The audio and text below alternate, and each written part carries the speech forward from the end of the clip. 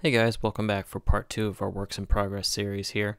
We'll be looking at Ninja Gaiden 3 next, and it's been getting a lot of negative buzz on the internet because a lot of people have said that it's strayed from the path that the first and the second games kind of took, and I'd have to agree with most people on this one. The biggest change here is that you're playing through this game and it feels like a decent action game, but they've taken out a lot of the depth that you find with some of the other Ninja Gaiden games. The first thing here to notice is the combat system. I mean, combat looks familiar, it feels a little bit like it did in the other games, but they've taken a lot of depth out of the combo systems here. I'm kind of just doing a heavy, or light, heavy combo, and that's really all I need to tear through most crowds of these guys. You know, a little shuriken throw there. And it just doesn't feel as dynamic as some of the other games.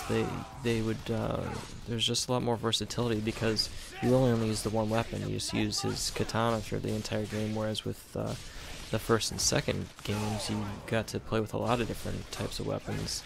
And you kind of see a lot of blood and everything, but you know, there's really not as much depth because you don't get to change things up with a different playstyle by selecting a different weapon like the bow staff or the claws from the second game, or even his bow and arrow has been dumbed down to just pushing a bumper key and then a trigger to shoot at a random locked on enemy.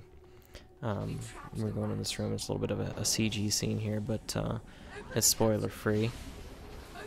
But another thing too is that the inventory system's been taken away. There's no more inventory, so your health bar in the upper left hand corner of the screen always refills. You lose chunks of it if you get hurt too badly throughout each combat system. It turns red and then it disappears, but each time you hit a save point or if you activate your dragon Ninpo spell, then it refills your health bar. So you kind of lose some of that dependence on the health potions or on collecting the pieces of those beads that would make your life bar increase. So you're losing that element, or even just dying would set you back, whereas this has checkpoints obviously that you come back to, so it makes it just a little bit too easy on you.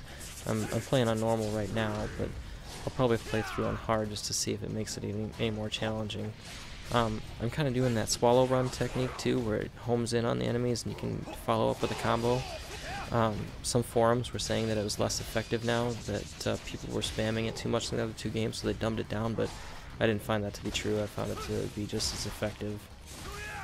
Coming up here too, you'll see the replacement for the ultimate techniques that you get activate by collecting orbs here. You'll see them turn red right there.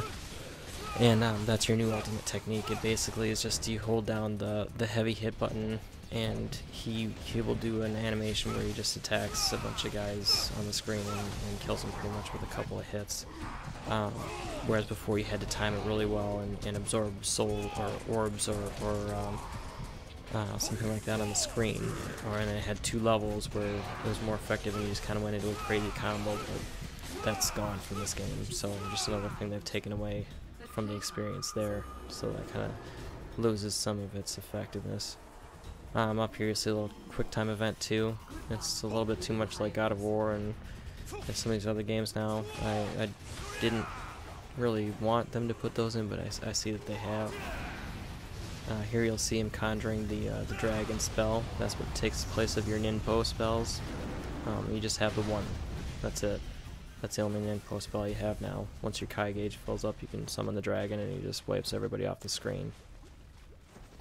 Yeah, and then you jump on these walls and you can use your kunai knives and climb certain walls by pulling the triggers, so a lot of these little quick time things.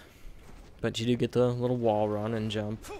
I still survived. And then up here you'll see the kick flip from the other games. So, you know, I'm a little bit disappointed, but I hope you guys like the gameplay video. Hope it makes your decision a little bit better, but stay tuned for more of these, and thanks for tuning in to this video. Take it easy, guys.